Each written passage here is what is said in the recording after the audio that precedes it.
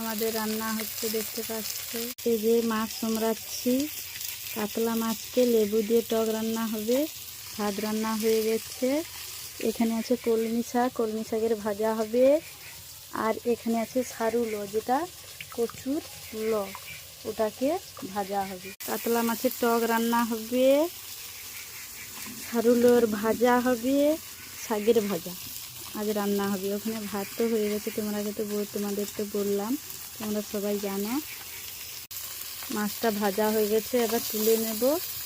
আস্তে আস্তে করে মাছটাকে তুলে নেব। মাছটা ভাজা হয়ে গেছে।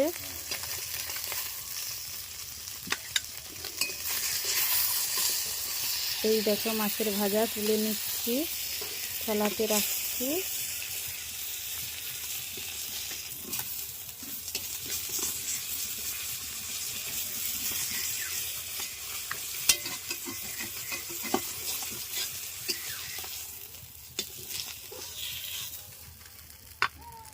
এই যে বড় কাতলা মাছের মুড়োটা ভাজছি, ভেজে নিই মাছগুলো।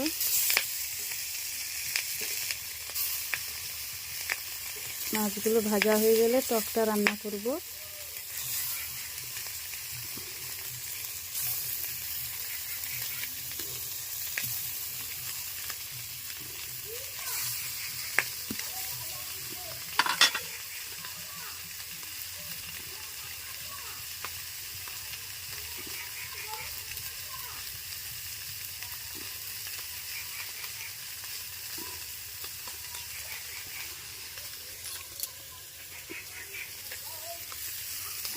তেল দিয়ে দিচ্ছি, একটু ভালো করে লাল করে ভেজে নিতে হবে। এটাকে দিলে একটু ভালো স্বাদ লাগবে।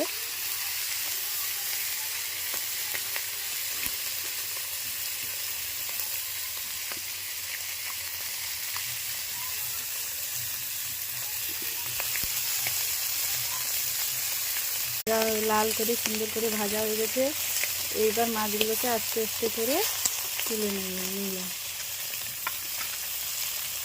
এই মাছটা ভেঙে গেছে, আস্তে আস্তে করে তুলে নিচ্ছি মাছগুলোকে।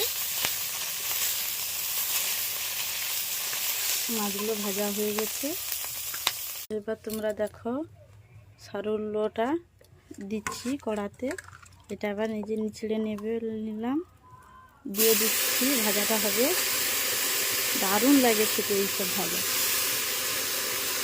নিরাম রান্না করছি, চিংড়ি মাছ নেই, আজকে বাজারে যেতে পারে না,